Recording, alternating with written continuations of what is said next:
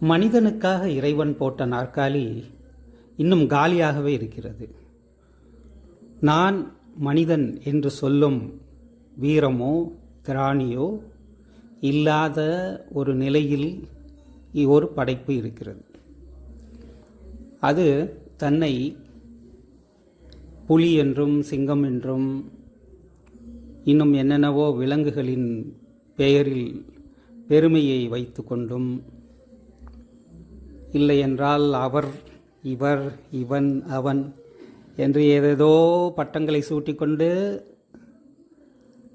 என்ன நோக்கத்திற்காக படைப்பாளன் படைத்தானோ அந்த ஒரு இலக்கை நோக்கத்தை அடைய முடியாமல், அதற்கு தகுதி அடையாமல், அந்த ஒரு தோல்வி மனப்பான்மையில்தான் மனிதன் என்று சொல்வதற்கு தைரியம் இல்லாத காரணத்தால் வேறு ஏதேதோ பட்டங்களை சூட்டிக்கொண்டு தன்னை உயர்த்தி கொள்வதற்கு முயல்கிறது அந்த படைப்பு. படைப்பாளன் தெளிவாக கூறிவிட்டார், பண்புகளில் உயர்ந்தவன்தான் மனிதன். மனித முழுமையை அடைய வேண்டும். ஏற்கனவே சில பாடல்கள் யூடியூப்பில் வந்து போஸ்ட் பண்ணியிருக்கிறேன்.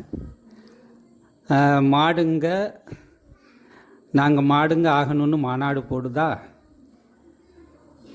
இல்லை, அது தேவையில்லை. அதை பற்றி அதுக்கு ஞானம், அதுக்கு வந்து புனித நூல்கள் தேவையில்லை, ஞானிகள் தேவையில்லை. நாம் மனிதர்கள்தான்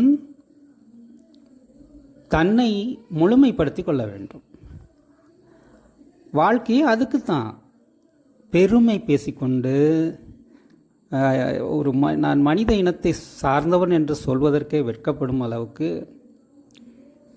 ஒரு சிறுபிள்ளைத்தனமாக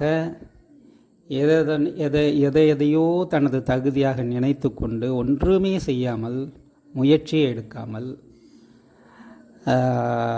பரிணாம வளர்ச்சியை பற்றி புரிந்து கொள்ளாமல் அப்படியே தான் இருக்க வேண்டும், எப்படி இருந்தோமோ அப்படியே தான் இருக்கணும் என்று இன்று வாழ்ந்து கொண்டிருக்கின்றது அந்த படைப்பு.